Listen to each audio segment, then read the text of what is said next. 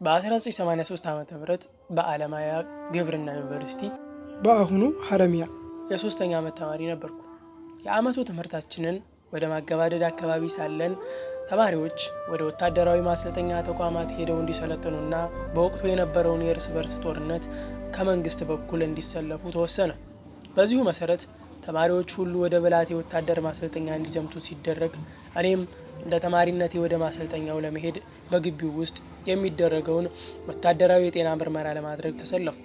ይሁንና በነበረኝ የጤና ችግር ምክንያት የጤና ምርመራውን ማለፍ ስላልቻልኩኝ በወቅቱ አጠራር ሜዲካሊ በሚል ከወታደራዊ ስልጠና የቀረነው በማህበራዊና ኢኮኖሚያዊ ዘርፍ በኩል ልትዘምቱ ትችላላችሁ በጣት የምንቆጠር ተማሪዎች እዛው ዩኒቨርሲቲው ግቢ ውስጥ ቀርተን እንድንጠባበቅ ተደረገ።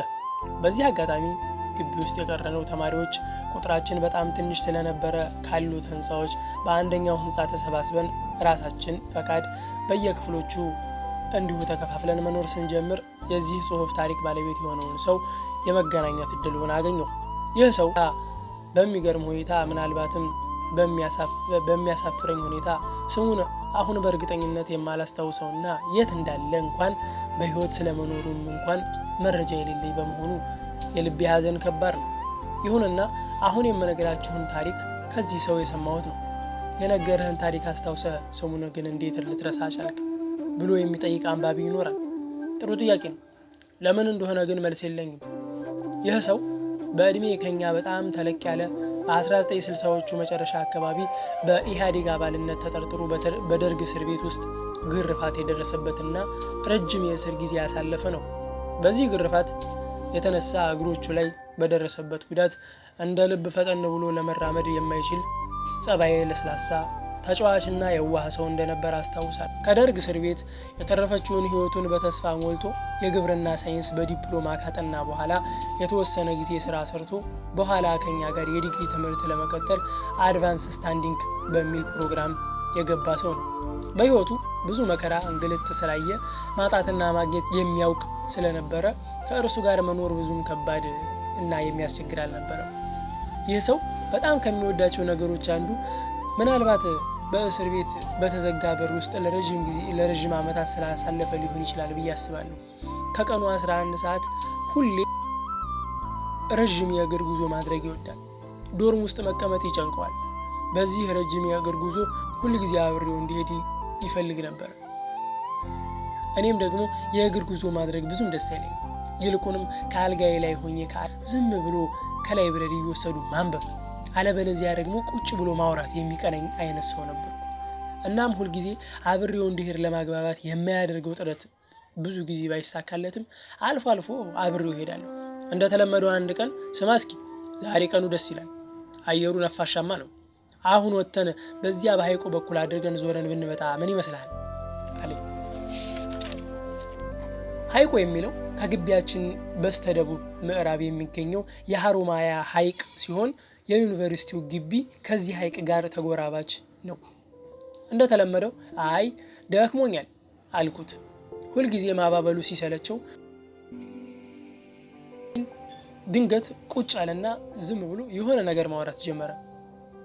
ማለትም ከዚህ በኋላ የምተረክላችሁን ታሪክ የዛን ሰዓት ነበር የጀመረልኝ።